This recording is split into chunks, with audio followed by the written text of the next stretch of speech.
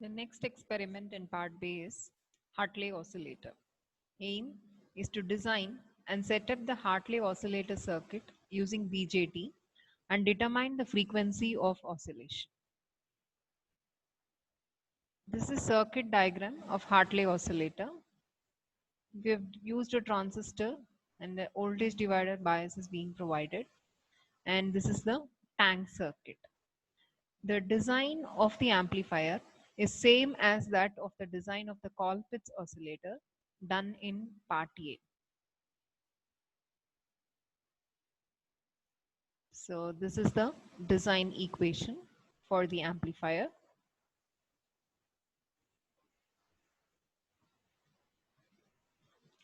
Now coming to the design of the tank circuit, the oscillator has to be designed for a frequency of 100 kilohertz.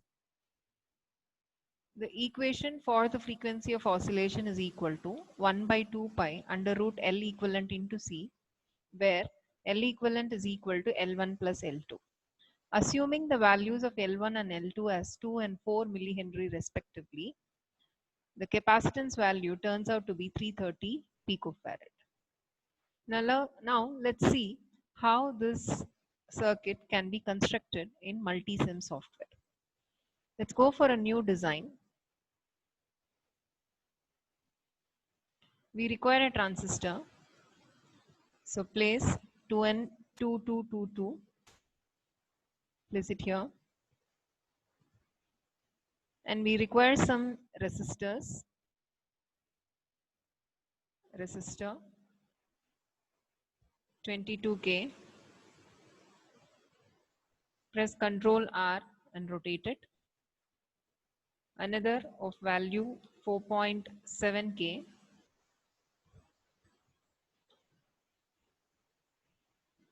Another of value 2.2K.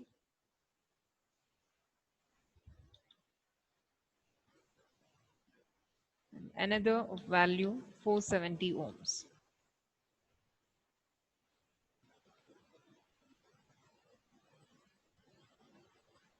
Also, we require a variable resistor of value 1 kilo ohm.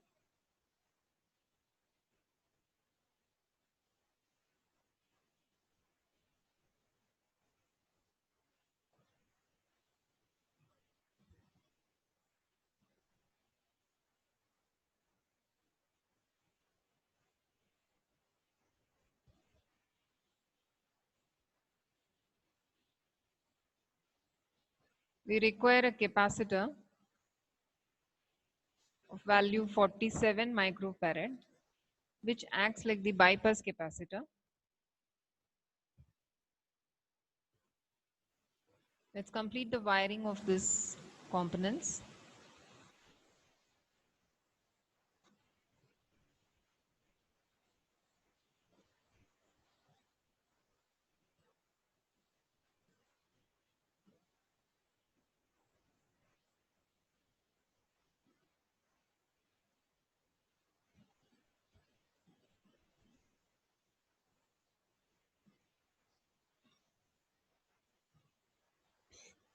We require the supply and the ground.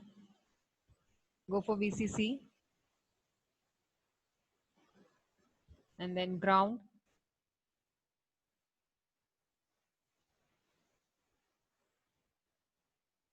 Place the coupling capacitors, value 0.1 microfarad.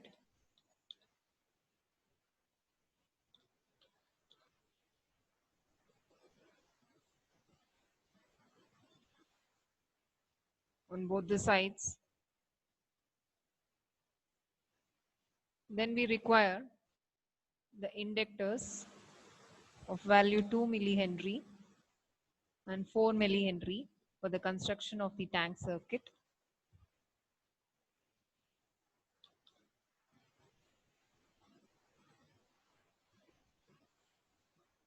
And our variable capacitor 330 picofarads. I'm just taking a 350 pico.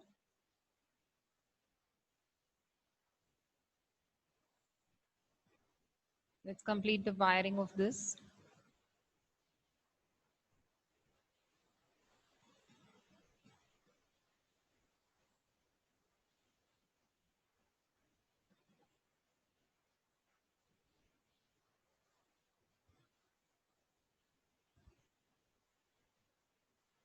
The junction of the inductors have to be grounded. So let's go for power sources, ground, place it here. And for our convenience, we can rename the resistors. Let this be named as RC.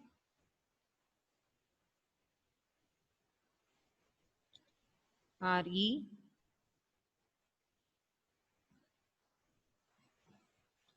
CE.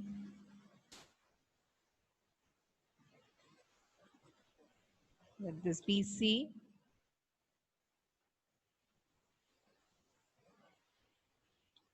CC1 and CC2. Change the power supply to 10 volts.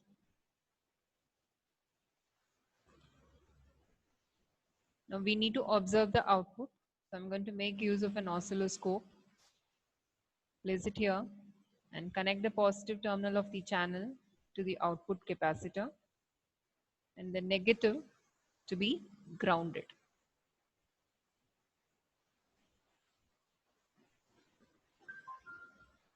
To measure the frequency, I can use a frequency counter. So the design of the circuit is complete. Let's try simulating this.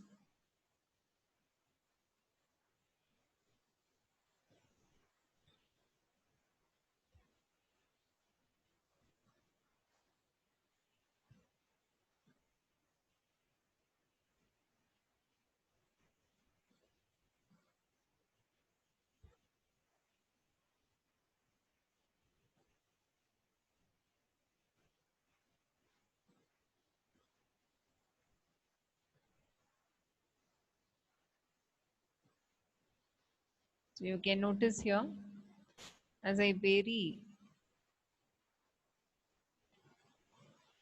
the resistor, that is a variable resistor, the oscillation starts building up. And this is my waveform. Let's look for the frequency.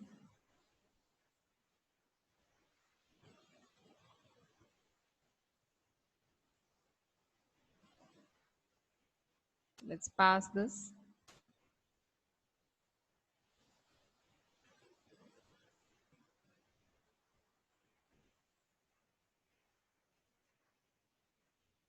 The design frequency is 100 kilohertz. Roughly, I get a frequency of 104.6 kilohertz. Now you can go for the measurement of the amplitude of the signal. So this is my cursor 2. So I get 1.5 in the positive direction and 1.5 in the 4.5 in the negative direction. Peak to peak, it's approximately 3 volt. You can see here as we vary the pot, the signal disappears. And now you can see as I go down,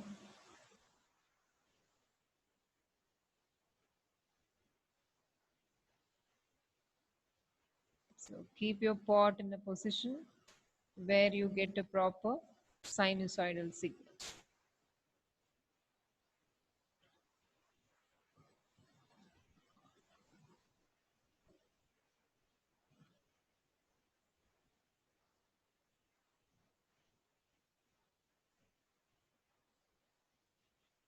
So this is roughly the place where I get the sinusoidal signal. So with this, we come to an end of this Hartley oscillator.